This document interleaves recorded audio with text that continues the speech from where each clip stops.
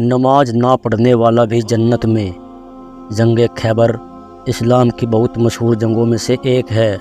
یہ جنگ مدینہ کے آس پاس بسنے والے یہودیوں کے ساتھ لڑی گئی تھی۔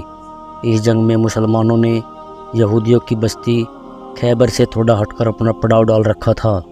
وہاں قریب ہی ایک غریب چرواہا کسی یہودی سردار کی بکریاں چرایا کرتا تھا۔ جب اس چرواہے نے دیکھا کہ مسلمانوں کے نبی یہاں اپنے لشکر کے ساتھ موجود ہیں تو اس کے دل میں آپ صلی اللہ علیہ وسلم سے ملنے کی خواہش پیدا ہوئی۔ وہ دیکھنا چاہتا تھا کہ آخر یہ مسلمان کیسے ہوتے ہیں، کیا کرتے ہیں، کیا کھاتے پیتے ہیں اور کیسے عبادت کرتے ہیں۔ اس لیے وہ چرواہا بکریوں کو چراتا ہوا مسلمانوں کے لشکر کے پاس پہنچ گیا۔ جب وہ مسلمانوں کے لشکر میں پہنچا تو اس نے صحابہ اکرام سے پوچھا کہ آخر تمہارے سردار کون ہیں اور اس وقت وہ کہاں ہیں؟ تو مسلمانوں نے اس چرواہے کو بتایا کہ ہمارے سردار حضور پاک صلی اللہ علیہ وسلم ہیں، اور پھر صحابہ اکرام نے ایک خیمے کی طرف اشارہ کرتے ہوئے کہا کہ تم وہاں چلے جاؤ، ہمارے سردار اسی خیمے میں موجود ہیں۔ جب چرواہے نے خیمے کی طرف دیکھا تو وہ بڑا حیران ہوا، کیونکہ حضور صلی اللہ علیہ وسلم کا وہ خیمہ بہت ہی سادہ سا تھا۔ چرواہے نے سوچا کہ یہ لوگ مجھ سے جھوٹ بول رہے ہیں، اور اس کو یقین نہیں آ رہا تھا کہ آخر اتنے بڑے سردار آدمی اس معمولی سے خیمے میں کیسے رہ سکتے ہیں۔ وہ تو بڑی شان و شوکت اور ٹھاٹ باٹ سے زندگی بسر کرتے ہوں گے۔ لیکن جب وہ خیمے میں گیا تو اس نے دیکھا کہ وہ خیمہ کھجور کے پتوں سے تیار کیا گیا تھا۔ پھر وہ چرواہا حضور صلی اللہ علیہ وسلم سے ملنے کے لیے خیمے میں داخل ہو گیا۔ اس نے نبی کریم صلی اللہ علیہ وسلم سے پوچھا کہ اے مسلمانوں کے سردار، آپ کس چیز کی دعوت دیتے ہیں؟ تو حضور صلی اللہ علیہ وسلم نے فرمایا کہ میں تمہیں صرف ایک اللہ کی عبادت کرنے کی دعوت دیتا ہوں، اس کے سوا کوئی معبود نہیں۔ چرواہے نے کہا کہ اے سردار، اگر میں اسلام قبول کر لوں تو میرا مقام و حیثیت کیا ہوگی؟ تو حضور صلی اللہ علیہ وسلم نے فرمایا کہ اسلام قبول کر کے تم ہمارے بھائی بن جاؤ گے۔ آپ صلی اللہ علیہ وسلم کی ایسی بات سن کر وہ چرواہا بہت حیران ہوا، کیونکہ اس وقت دوسری قوموں میں غریب لوگوں کی کوئی عزت نہیں ہوا کرتی تھی۔ ان سے دن بھر جانوروں کی طرح کام لیا جاتا اور شام کو بہت تھوڑا کھانا انہیں دے کر انہیں جنگل میں سونے پر مجبور کیا جاتا۔ اس لیے جب حضور صلی اللہ علیہ وسلم نے اس چرواہے سے کہا کہ اسلام قبول کر کے تم ہمارے بھائی بن جاؤ گے تو وہ چرواہا بہت حیران ہوا کہ آخر اتنے بڑے سردار کا میں ایک غریب چرواہا کیسے بھائی بن سکتا ہوں؟ تو وہ کہنے لگا کہ کیا آپ مجھ سے مذاق کر رہے ہیں؟ میں تو ایک غریب اور کالے رنگ کا آدمی ہوں، آپ اتنے بڑے سردار ہیں تو آپ میرے جیسے غریب انسان کو کیسے بھائی بنائیں گے؟ حضور صلی اللہ علیہ وسلم نے کہا کہ ہاں ایسا ہی ہوگا۔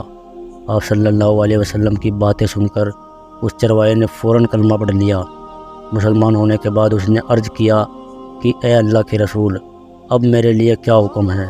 تو حضور صلی اللہ علیہ وسلم نے فرمایا کہ اے آدمی، تم ایسے وقت ایمان لائے ہو کہ نہ ابھی نماز کا وقت ہے کہ میں تمہیں نماز کا حکم دوں، اور نہ ہی رمضان کا مہینہ ہے کہ میں تم کو روزے رکھنے کو کہوں، بلکہ اس موقع پر تو صرف جہاد ہی کی تیاری ہو رہی ہے، اس لیے تم جہاد میں شامل ہو کر مسلمانوں کا ساتھ دو۔ حضور صلی اللہ علیہ وسلم کے کہنے پر وہ چرواہا مسلمانوں کے ساتھ جہاد میں شامل ہو گیا۔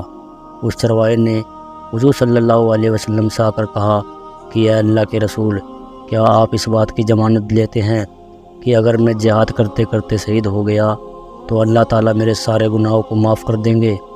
تو حضور صلی اللہ علیہ وسلم نے فرمایا کہ ہاں، میں اس بات کی ضمانت لیتا ہوں کہ اگر تم دین اسلام کے خاطر جہاد کرتے کرتے شہید ہوئے تو اللہ تعالیٰ آپ کو ضرور جنت میں اعلیٰ سے اعلیٰ مقام عطا فرمائیں گے، اور اللہ تعالیٰ تمہارے کالے رنگ کو سفید رنگ میں بدل دیں گے۔ حضور صلی اللہ علیہ وسلم نے اس شخص سے کہا کہ پہلے تم ایک کام کرو کہ تم جس یہودی کی بکریاں لے کر یہاں چرانے آئے ہو، پہلے جاؤ اور اس یہودی کی بکریاں واپس کر کے آؤ۔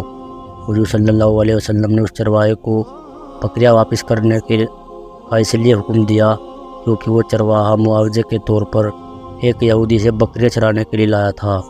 آپ صلی اللہ علیہ وسلم سے مل کر وہ مسلمان ہو گیا، لیکن آپ صلی اللہ علیہ وسلم کے دشمن کے ساتھ بھی یہ معاملہ تھا۔ کہ پہلے اس مسلمان چرواہے سے کہا کہ جاؤ اس یہودی کی بکریاں واپس کر کے آؤ۔ چنانچہ وہ مسلمان چرواہا جلدی سے اس یہودی کو اس کی بکریاں واپس کر کے آیا اور پھر جہاد میں شامل ہو کر شہید ہو گیا۔ جب جنگ ختم ہوئی تو آپ صلی اللہ علیہ وسلم نے صحابہ کرام کو ایک جگہ جمع ہوتے دیکھا تو اس کی وجہ معلوم کی، یہ آخر کیا بات ہے؟